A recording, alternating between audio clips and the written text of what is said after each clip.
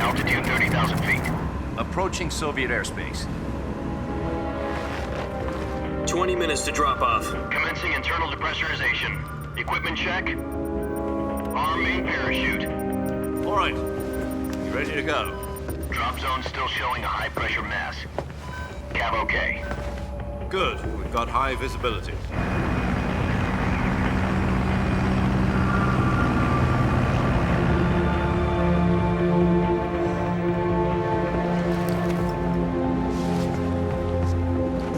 Put out that cigar. Connecting oxygen hose to interior connector. Put on your mask.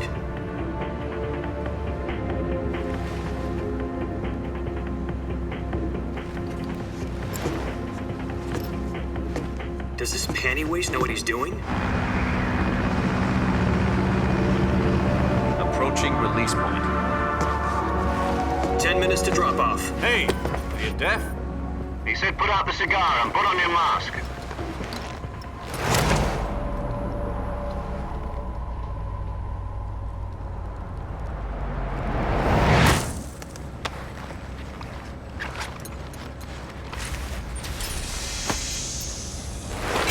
Depressurization complete. Checking oxygen supply. 6 minutes to drop off. Opening rear hatch.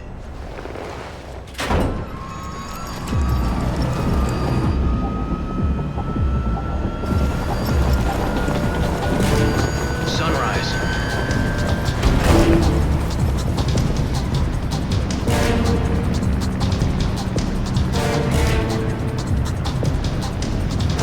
External temperature minus 46 degrees Celsius. 2 minutes to drop off. Stand up. You'll be falling at 130 miles per hour. Try not to get frostbite from the wind chill. 1 minute to drop off. Move to the rear. Activate the air bottle. This is one for the history books. The world's first halo jump. 10 seconds to drop off. Stand by. Status okay. All green. Prepare for drop-off. Countdown.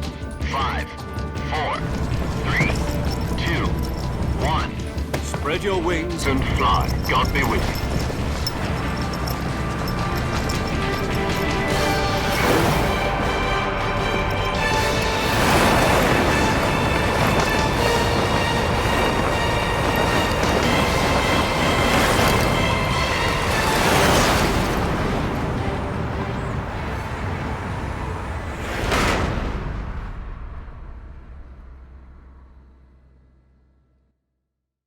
Jack, I've got some important news. The head of the CIA has finally given us the green light for the Virtuous mission. Virtual mission? No, the Virtuous mission. The future of our Fox unit depends on it. If it succeeds, we'll be officially organized into a unit. Virtuous mission? Sounds like some kind of initiation ritual. Don't get cocky. This isn't a training op. Right. So what exactly is this wonderful mission? Well, about 2 years ago, a certain Soviet scientist requested asylum in the West through one of our moles. His name is Nikolai Stepanovich Sokolov. He's head of the OKB-754 Design Bureau, one of the Soviets' top-secret weapon research facilities, and the East's foremost expert on weapons development. Sokolov? Isn't he that famous rocket scientist? The very same. On April the 12th, 1961, the Soviets achieved the first manned spaceflight in history. The Earth was blue, but there was no God. Well spoken. The rocket that carried Yuri Gagarin to orbit was the A-1, known as the Vostok rocket. Sokolov is said to be the man most responsible for the multi-engine cluster used in that rocket. After Gagarin's flight, Sokolov left rocket development to become the head of the newly established Design Bureau. From a lowly technician to head of a design bureau, that's quite a success story, so why'd he want to defect? It seems he'd become afraid of his own creations. Afraid? Call it a crisis of conscience. And for that, he left his country and his family behind and went over the fence? Not exactly. One of his conditions was that his family was also to be taken safely to the West. We used a mole to get the family out first and succeeded in sneaking Sokolov over the Berlin Wall shortly afterwards. I was the one who conducted the operation. The security on the eastern side was still full of holes back then. Then what? We got Sokolov over in one piece, but the whole ordeal had left him exhausted, and we checked him into a hospital in West Berlin. It took him 2 weeks and more than 600 miles to get from the research facility in the Soviet Union to Berlin. He was in no condition to say anything coherent. And it was only a week later that we had something much bigger on our hands. The Cuban Missile Crisis. October the 16th, 1962, President Kennedy received word that the Soviets were in the process of deploying intermediate-range ballistic missiles in Cuba. The President demanded that the Soviets dismantle and remove the missiles. At the same time, he announced a naval blockade to prevent further missile shipments from reaching Cuba. But the Soviets didn't back down, instead placing their armed forces on secondary alert. Soviet transport ships carrying missiles continued on course towards Cuba. US and Soviet forces went on alert for an all-out nuclear war. Frantic negotiations were conducted through the UN's Emergency Security Council and unofficial channels to end the hair-trigger standoff. Finally, on October the 28th, the Soviet Union agreed to remove its missiles from Cuba, and so the world avoided a nuclear holocaust. But in order to get the Soviets to pull their missiles out, we had to make a deal. You mean the one where the US agreed to remove its IRBMs from Turkey? No. The Jupiter IRBMs deployed in Turkey were obsolete, and we were going to get rid of them anyway. They had no strategic value whatsoever to either the US or the Russians. The Turkey deal was a ruse, a cover story that was fed to the other intelligence agencies around the world. So what did the Russians really want? Sokolov. They wanted us to return Sokolov. You mean the Soviets pulled out of Cuba just to get their hands on Sokolov? That's right. What the hell was he working on? At the time, we had no idea. We were running out of time. It was either give up Sokolov or risk full-scale nuclear war. In the end, we had no choice. President Kennedy gave in to Khrushchev's demand. The next day, I got Sokolov out of the hospital, handing him over to agents on the eastern side. Sokolov kept on screaming, "Save me," until he disappeared from my sight. Then a month ago, we received some new information from one of our moles. About Sokolov? Yes. He was taken back to the research facility and forced to continue working on the weapon in question under KGB supervision. What's more, it's on the verge of completion. So what kind of weapon is it? Something to do with space rockets? No, missiles. Same technology. I guess you're right. We don't know the details, but it appears to be a new kind of nuclear device. For half a year now, the Soviets have been conducting frequent nuclear tests at Semipalatinsk. Something to do with the weapon, I assume. We're talking about a secret weapon so big that Khrushchev was ready to pull out of Cuba to get it back. Is Sokolov still in the facility? No. According to our intelligence, he's in Selinoyarsk, a place in the mountains about 3 miles to the west that's known as the Virgin Cliffs. The Virgin Cliffs. Nice name for a virtuous mission. They moved him there just recently. Why? Apparently, they're conducting a field test of the weapon, but it's our best chance to get him back. This mission would never have been possible if he was still in the research facility. This is our last chance. Sokolov must have known that too when he contacted us.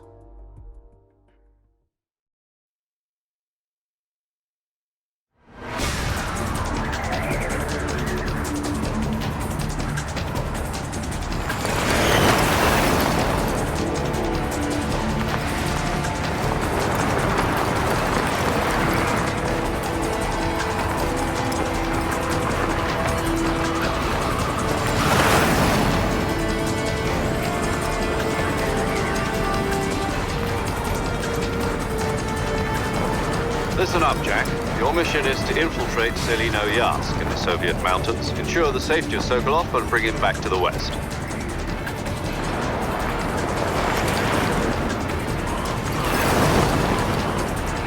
If we don't get Sokolov back before that weapon is complete, we'll be facing a major crisis. The clock is ticking.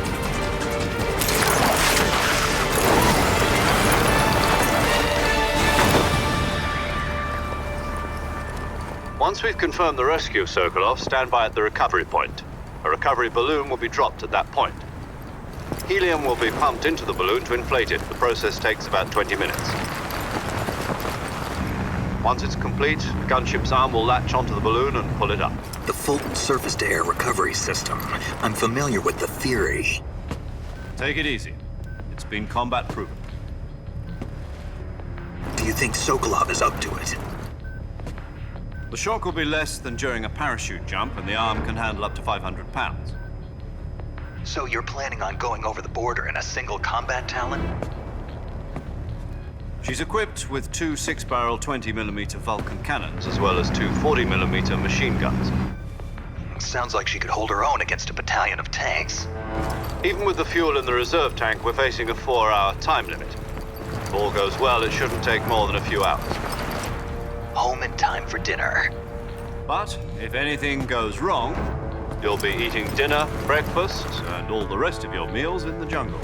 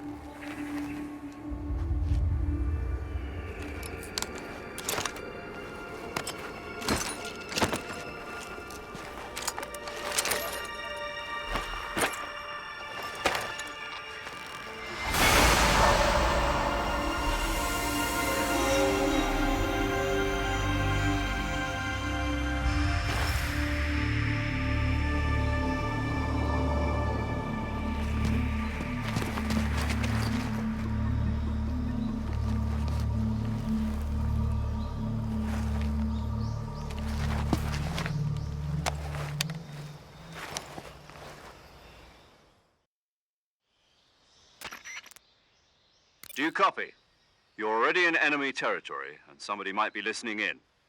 From here on out, we'll be using code names to refer to each other. Your code name for this mission will be Naked Snake. I'll be referring to you as Snake from now on. You're not to mention your real name. Snake? What, you don't like snakes? What do you mean? Well, you've eaten one before, haven't you? In survival training. I'm glad to hear that. I don't know if I'd ever order one in a restaurant, but... Be careful, you might not have a choice. What about you, Major? What should I call you? Let's see. I'll be Tom. Call me Major Tom. This will be a sneaking mission. You must not be seen by the enemy. You must leave no trace of your presence. Is that clear? This kind of infiltration is the Fox unit's speciality. In other words, weapons and equipment are procured on site. That goes for food as well. You're completely naked, just as your name implies. Great. Now I see why you asked me if I like snakes. I suppose calling me Snake was your idea of a joke, too. No, there's a good reason for that. I'll tell you later when the time is right. Gotcha. Getting back to the subject, how exactly am I supposed to feed myself? You've been issued a knife and a tranquilizer gun. Use them to hunt for food. You'll also find some medical supplies in your backpack. Yeah, about the backpack. I lost it in a tree on the way down. I see. Well, you'd better go back and get it then. You know where it is? No problem. I can see it from here. It's stuck on a branch. To climb a tree, stand in front of a tree that's covered in ivy and press the action button. I'll be monitoring your progress over the radio. We can't risk violating Soviet airspace, but I'll be in the gunship. My frequency is 140.85. I'll give you a call if I need to talk to you. If you need to talk to me, use the send function. Okay, Snake, go get your backpack.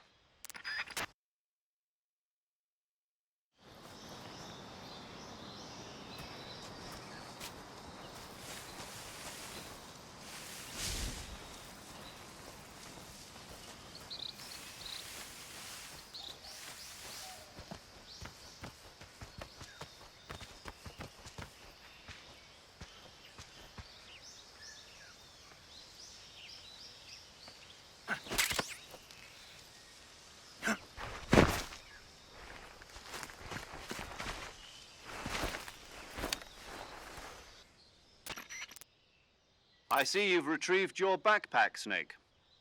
To equip a weapon, it's necessary to take it out of your backpack. In the survival viewer, choose Weapon from the backpack. Your available weapons will be displayed in a list on the screen. From that list, choose the weapon you want to equip and press the Enter button. For other equipped items, just do the same thing from Item. Got it. Use the survival viewer backpack. Yep, that's right. Survival is fundamental to this mission. After you've been out in the field for a while, your stamina will start to drop. If your stamina gets too low, it'll affect your performance. You won't be able to shoot accurately, for example, and your wounds won't heal as smoothly. Keep an eye on your stamina so you don't run out. To recover lost stamina, you can hunt for local flora and fauna. You can use either your tranquilizer gun or your knife to hunt. My only weapon is a Mark 22 Hush Puppy tranquilizer gun? That's right. It's been fitted with its own suppressor. However, the suppressor will deteriorate every time you fire. Once its durability reaches 0, the noise suppression effect will be gone. So don't get too trigger-happy with it. The suppressor's durability is shown in the icon. Any weapons and equipment beyond what you're carrying now, you'll have to find as you go. I have to find my own weapons and equipment? Whose crazy idea was this anyway? Solo covert actions are standard Fox operating procedure. You can't leave any traces of your presence. No weapons, equipment, footprints, sweat, or bodily wastes. The same goes for bullets and cartridges, too. Your presence in enemy territory is already a violation of international conventions of warfare. There aren't supposed to be any American soldiers in Russia. It could spark an international incident. You can't let anyone see you. You can't let the enemy know you're there. This is a stealth mission. You're a ghost, Snake, in every sense of the word. And there'll be no rescue if you're captured. The military and US government will deny any involvement in the affair. Then I'll just have to take care of myself, huh? I'm afraid so. You've been given a fake potassium cyanide capsule. Tape it to your body so you can take it when you need to. How generous of you. Use it if you're taken prisoner by the enemy. It'll send you into a state of false death for a short time. Fooling them into thinking that I'm really dead. So how do I come back to life? Just take the revival pill. You mean that thing they put in my tooth before the mission? That's the one. But be careful. If you remain in a state of false death for too long, nothing will be able to bring you back. Remember that. I'll keep it in mind. You said this was a solo mission, right? Right. I guess that means I can't count on any reinforcements. Correct. The mission rests entirely in your hands. A real one-man army. Relax. There's a support team ready to back you up over the radio. Who? I'll introduce them to you. This time, survival is of utmost importance.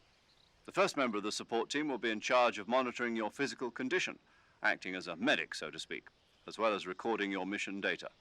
She's a member of Fox as well, and she's here on the gunship with me. She? Hello, Snake. I'm paramedic. Nice to meet you. Paramedic. As in a medic who comes in by parachute. Aren't you going to tell me your real name?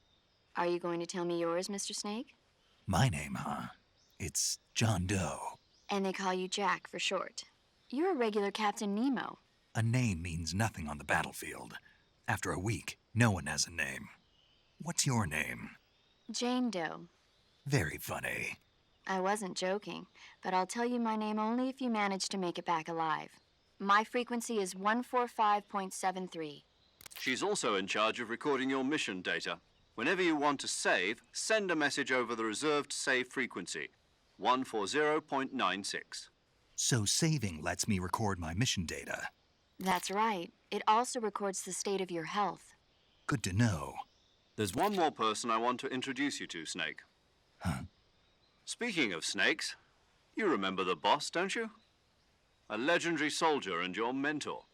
Actually, it was the boss that got the DCI's authorization in the first place. She's going to be serving as Fox's mission advisor. The boss is? She also helped me plan this mission. She and I were at SAS together. Jack, is that you? How many years has it been? Boss? That's right. It's me. Oh. Talk to me. Let me hear your voice. It's been 5 years, 72 days, and 18 hours. You've lost weight. You can tell just by the sound of my voice. Of course I can. I know all about you. Really? Well, I don't know anything about you. What's that supposed to mean? Why'd you disappear on me all of a sudden? I was on a top-secret mission. You didn't need me anymore. But there were still so many things I wanted you to teach me. No, I taught you everything you needed to know about fighting techniques. I taught you all I could. The rest you needed to learn on your own. Techniques, sure. But what about how to think like a soldier? How to think like a soldier? I can't teach you that. A soldier needs to be strong in spirit, body, and technique. And the only thing you can learn from someone else is technique. In fact, technique doesn't even matter. What's most important is spirit. Spirit and body are like two sides of a single coin. They're the same thing. I can't teach you how to think. You'll just have to figure it out for yourself. Listen to me, Jack. Just because soldiers are on the same side right now doesn't mean they always will be. Having personal feelings about your comrades is one of the worst sins you can commit. Politics determine who you face on the battlefield. And politics are a living thing. They change along with the times. Yesterday's good might be tomorrow's evil. Is that why you abandoned me? No, it had nothing to do with you. I already told you, Jack. I was on a top-secret mission. A soldier has to follow whatever orders he's given. It's not his place to question why. But you're looking for a reason to fight. You're a natural-born fighter, but you're not quite a soldier. A soldier is a political tool, nothing more. That's doubly true if he's a career soldier. Right and wrong have no place in his mission. He has no enemies and no friends. Only the mission. You follow the orders you're given. That's what being a soldier is. I do whatever I have to get the job done. I don't think about politics. That's not the same thing. Sooner or later, your conscience is going to bother you. In the end, you have to choose whether you're going to live as a soldier or just another man with a gun. There's a saying in the Orient, loyalty to the end. Do you know what it means? Being patriotic. It means devoting yourself to your country. I follow the president and the top brass. I'm ready to die for them if necessary. The president and the top brass won't be there forever. Once their terms are up, others will take their place. I follow the will of the leader, no matter who's in charge. People aren't the ones who dictate the missions. Then who does? The times. People's values change over time, and so do the leaders of a country. So there's no such thing as an enemy in absolute terms. The enemies we fight are only enemies in relative terms, constantly changing with the times.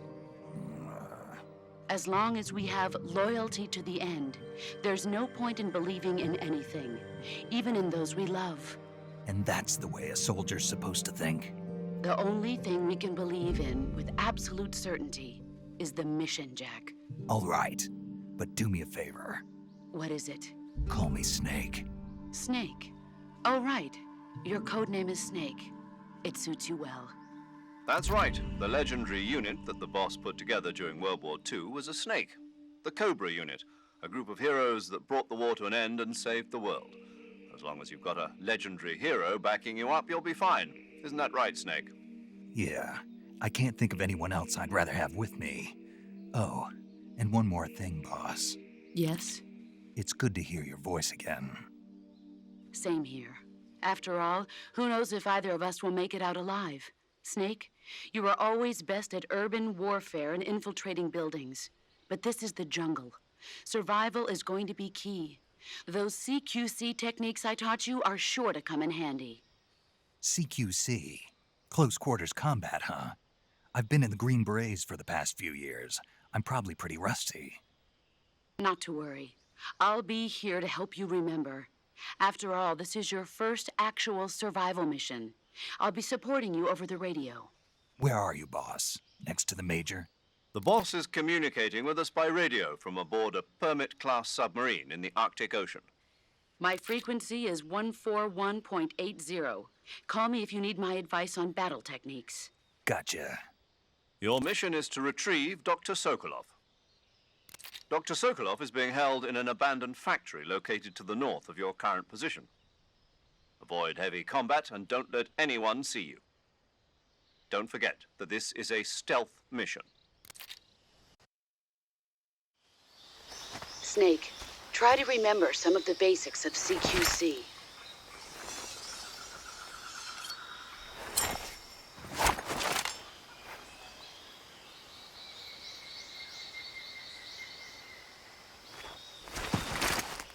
Commencing virtuous mission.